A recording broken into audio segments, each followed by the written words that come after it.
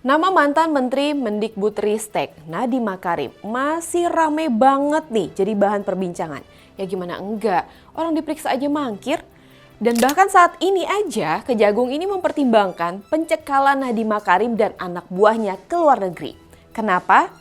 Ya karena kasus korupsi Chromebook ini cukup kompleks nih kawan, inilah kasusnya. Bahkan ya diduga ada potensi konflik kepentingan dalam proyek pengadaan Chromebook tersebut. Saya Dila Hantika, inilah Jurnalisik.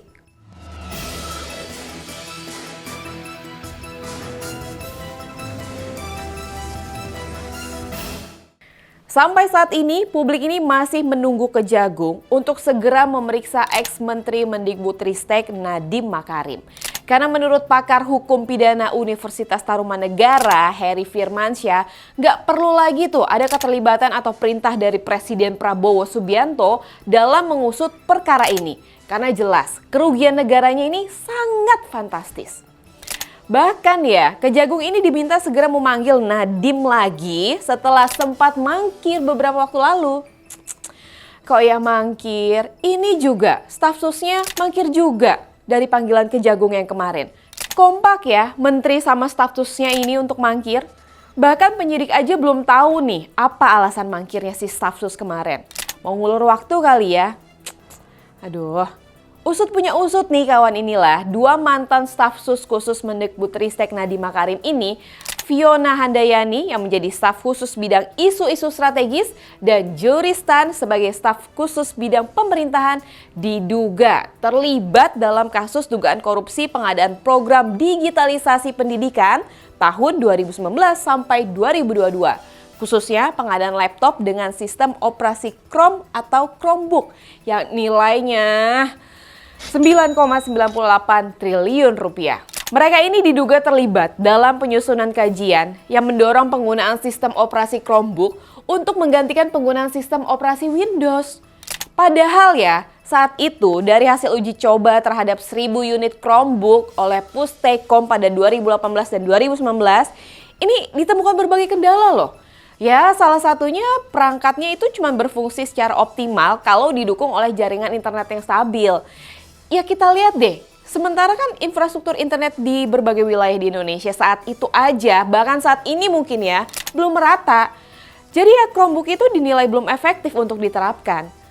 Tapi karena memang niatnya sepertinya ini udah ada pemufakatan jahat, ya udah terencana ya kayaknya sejak awal ya. Orang uji cobanya aja udah kendala kok, yang mestinya nggak diteruskan dong. Usut punya usut juga kawan, inilah ada dugaan potensi konflik kepentingan di dalam proyek Chromebook ini. Karena informasi yang diterima redaksi inilah.com ini menyebutkan bahwa suami Juristan adalah petinggi Google Asia Tenggara dan berkewarganegaraan Australia. Kebayangkan ya, jadi suami istri itu ya biar untung lah, untungnya jadinya di situ-situ aja. Karena diduga ada konflik kepentingan ini, Koordinator Masyarakat Anti Korupsi Indonesia atau MAKI, Boyamin Saiman, ini meminta agar suami dari Juristan ini juga ikut diperiksa oleh Kejagung. Karena ya seperti yang dibilang di awal, uji cobanya aja ada kendala, kok ya tetap dipaksakan. Kalau staf susnya yang satu lagi, yaitu Fiona Handayani, ini diketahui pernah menjadi staf wakil Gubernur DKI Jakarta bidang kesejahteraan sosial pada masa Gubernur Ahok. Dan juga merupakan Senior Sustainability Manager di Jarum Foundation. Mantep sih, karirnya tuh cemerlang nih Mbak Fiona ini ya. Ya semoga orang-orang yang terlibat dalam korupsi pengadaan laptop Chromebook ini cepat terungkap ya. Dan kalau ada pemanggilan untuk dimintai keterangan, ya jangan mangkir kalau memang yakin tidak terlibat. Jelasin aja sejelas-jelasnya, jangan kucing-kucingan. Dan semoga ya dalang utamanya ini bisa segera ditetapkan sebagai tersangka dan mempertanggungjawabkan perbuatannya. Berdalih mau memajukan anak bangsa, dilalah malah korupsi. Kata Pak Budi Ari sih, lagu lama kaset rusak bos. Saya Dila Hantika, jangan lupa untuk like, share, subscribe channel YouTube inilah.com dan sampai jumpa di Jurnalisik selanjutnya.